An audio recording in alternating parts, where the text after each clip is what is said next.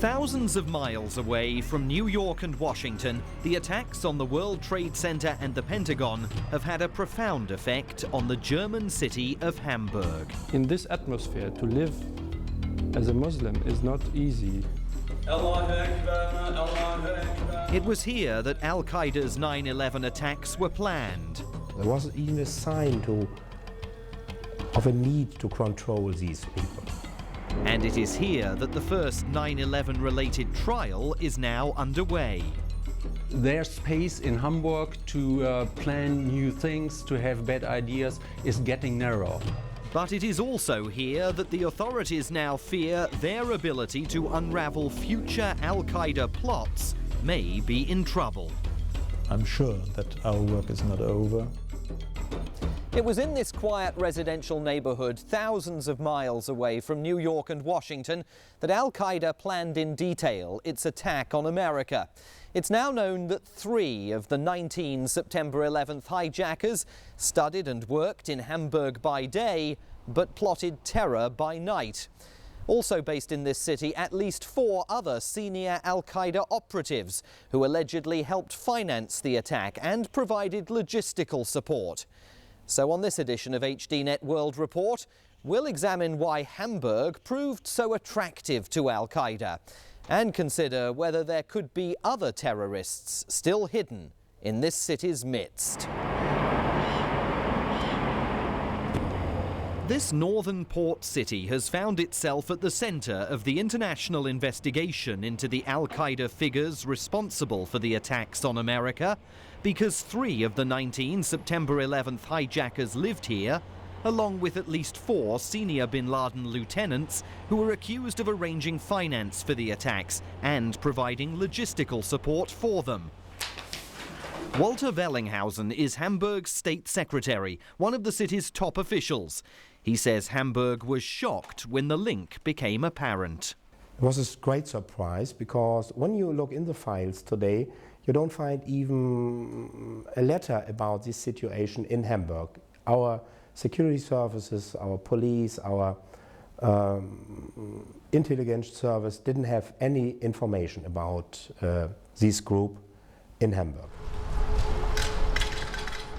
No information until the early hours of September 12th, 2001, when a tip from a journalist led police to Marienstrasse 54, an anonymous second-floor apartment in a quiet residential area in the south of the city that was rented in 1992 by September 11th hijacker Mohammed Atta. For 8 years, Atta was enrolled as a student of architecture at the city's technical university nearby. He's remembered by staff as a dedicated and talented student whose thesis on urban renewal in Syria won him high marks. But by night, investigators say he was plotting with 2 friends, Marwan al-Sheikhi and Ziad Samir Jarrah, who would also participate in the deadly hijack mission. All 3 died on 3 of the planes used in the September 11th attacks. Investigators say Mohammed Atta and his colleagues were completely hidden within Hamburg's Muslim community. They had done nothing to draw attention to themselves.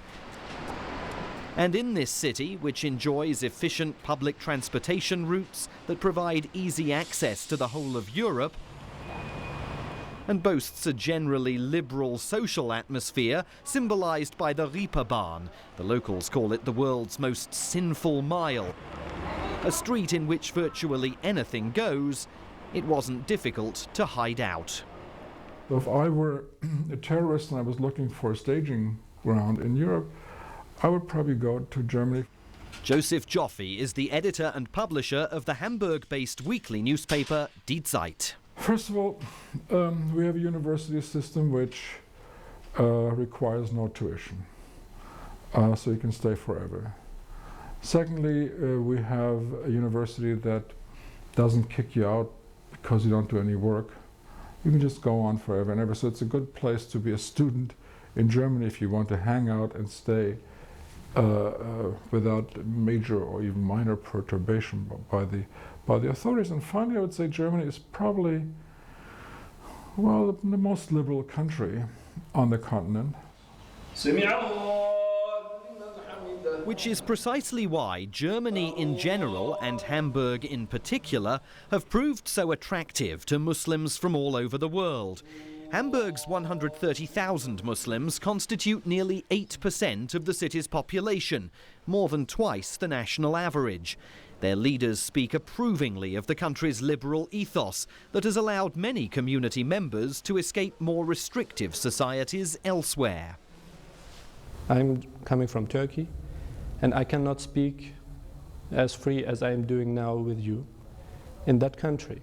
Mustafa Yoldash has lived in Germany for 36 years and heads the city's Islamic Council. He insists that the hijackers' intentions were as hidden from their fellow Muslims as they were from everyone else. What Mohammed Atta and his friends did, it was that they separated. They were not very active Muslims in the community. You must believe me that people of bad intentions or terrorists will not come to a mosque like this, in which 3,000 people every day are coming and praying and eating and buying something, that terrorists go to the council and say, hello, listen to me, I have a plan and I want to make this action. It is not probable that terrorists go into the mosque and spread their plans. There are 44 separate mosques in Hamburg today, and the one Mohammed Atta visited most regularly can be found in some rooms above a fitness centre. The Al-Quds Mosque has been a focus of police investigation ever since the attacks. Its founder and president, Aziz El-Alawi Sossi, says that no one at the mosque had any involvement in Mohammed Atta's plans. Ich kann das ja nicht wissen, wer gut und wer schlecht ist. I cannot say who is good or bad. It's not written on their forehead. Wenn man jetzt auch in der Kirche geht, It's exactly the same at church. You sit in the front row, and the priest is opposite you, and he cannot know if you are a murderer or not. It's the same here. Aziz El-Alawi Sossi doesn't give many interviews these days. He says he's disappointed that the German media has depicted his mosque as a supportive centre where terrorists could secretly hatch their plots, a claim that he says has led to lower attendances that are now jeopardising the mosque's future. The community is affected very much, and it's not their fault. And all the people who pray here, it's not their fault either.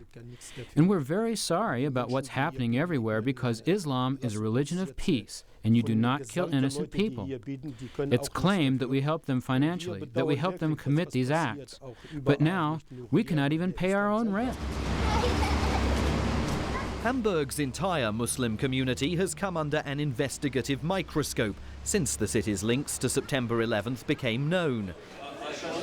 That's caused tension between the city's Muslims, who accuse police of racial profiling, and Hamburg's security agencies, who say they still have much work to accomplish unravelling the city's Al-Qaeda cell. A series of high-profile arrests has already been made, and one alleged paymaster for Al-Qaeda, a 28-year-old Moroccan, Munir El-Modassadek, is now on trial here, charged with more than 3,000 counts of accessory to murder. The trial, taking place in the city's courts of justice, is the first anywhere in the world directly linked to the events of September 11th to move beyond a preliminary phase. Manfred Merck heads the Office for Constitutional Security in Hamburg, an agency that focuses on undercover work here. Within the more than 100,000 Muslims living in Hamburg as normal people, having their life here as good people, we think there are about, let's say, 1,500 who have more in their mind, who are in sympathy to an interpretation of the Islam which is more radical.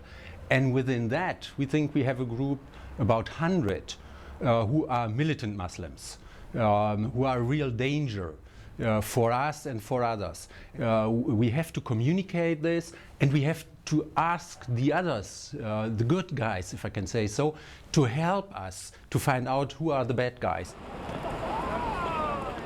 But as they go about that work in Hamburg, officials now say they're encountering a problem identifying the bad guys from a completely unexpected quarter.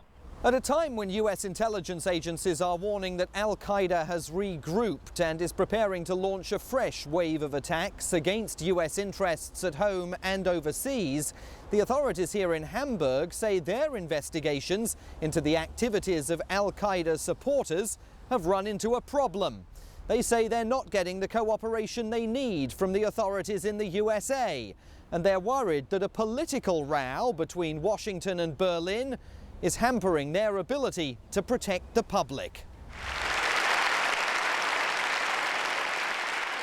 It's been 5 months now since President Bush and the German Chancellor Gerhard Schröder, once warm allies, have spoken to one another after the German leader infuriated the White House by ruling out support for US military action against Iraq. In Hamburg, the police say that breakdown in communications between the US and German governments has also led to a dramatic reduction in the amount of investigative help they're getting from the USA.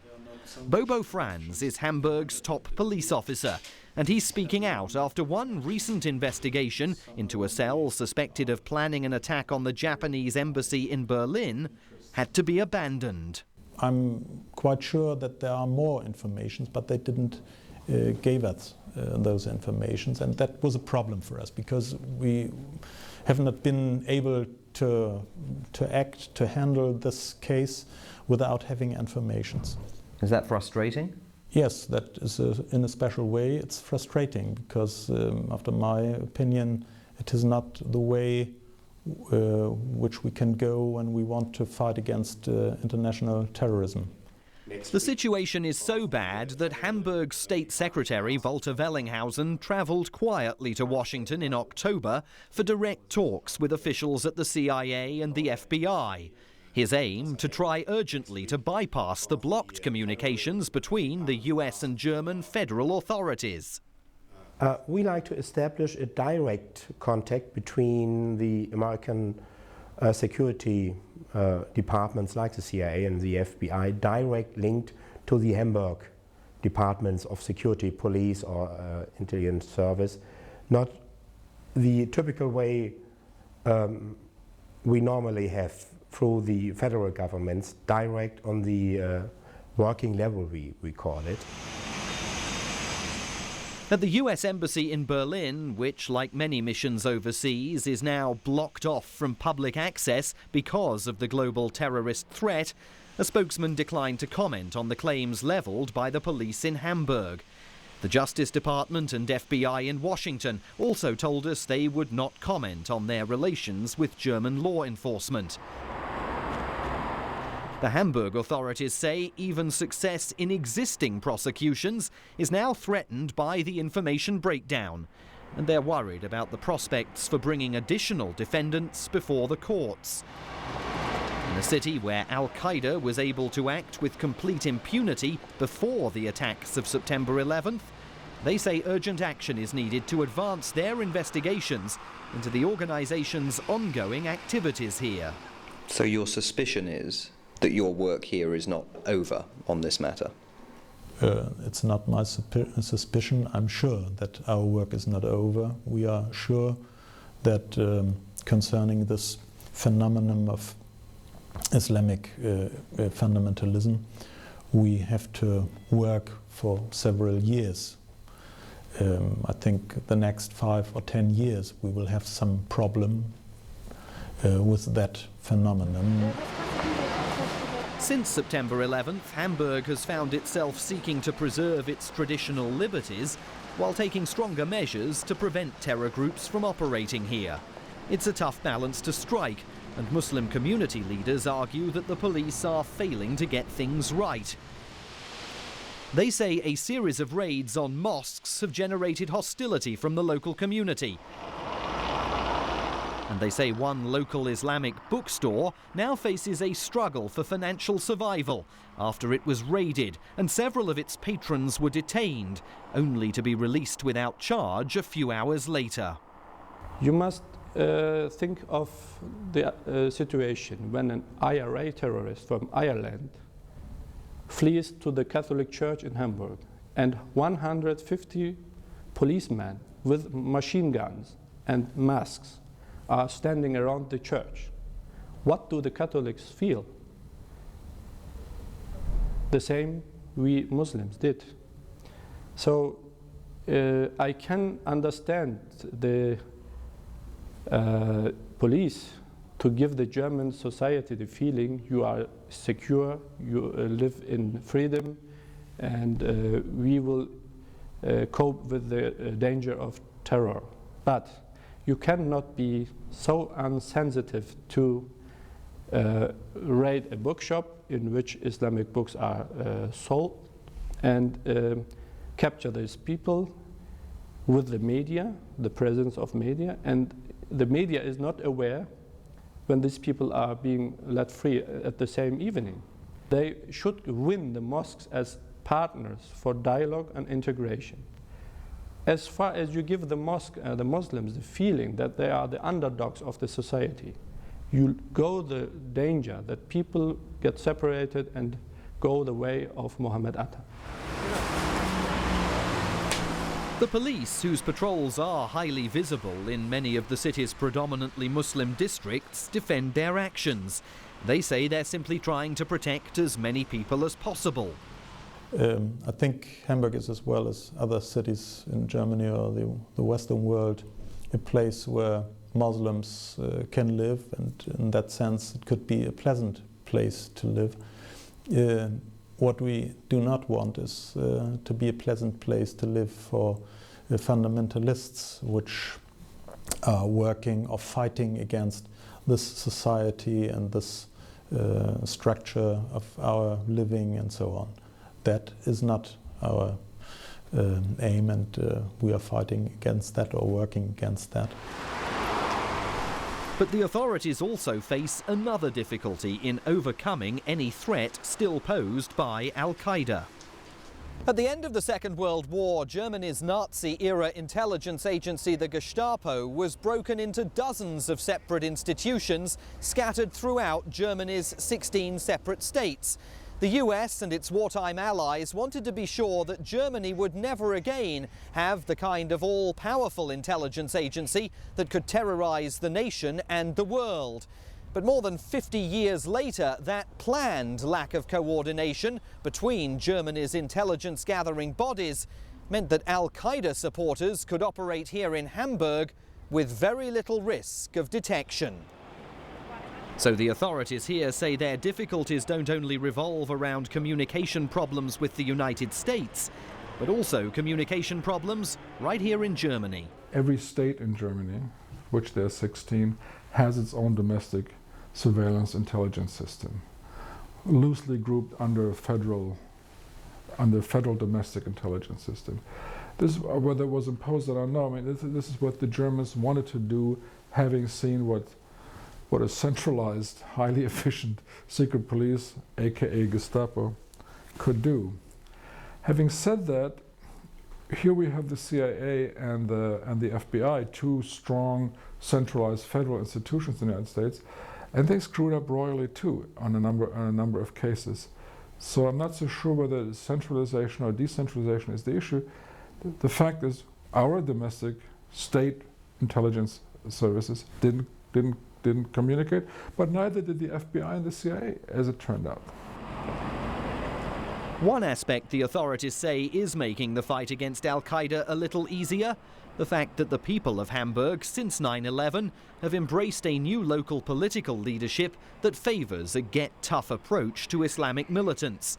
But Muslim leaders in the city say civil society is paying a price for Hamburg's involvement in the attacks. Mustafa Yoldash of the Islamic Council of Hamburg is a medical doctor who says even in his life, personal relationships have changed here, perhaps forever. I have a colleague, and we had a good relationship until September 11th. But after September 11th, she asked me really whether I would follow the call of Osama bin Laden for jihad. And I said, you have not really made the acquaintanceship of mine the last years that we have been in touch together. You see that how quickly it can turn to mistrust and suspicion. There is in Hamburg no shortage of mistrust or suspicion today, which is perhaps inevitable given the shock here that followed the news of the city's ties to September 11th. But there is also grave concern that still hidden in the city are other would-be terrorists hatching other plots. The investigative focus on Hamburg is not over yet.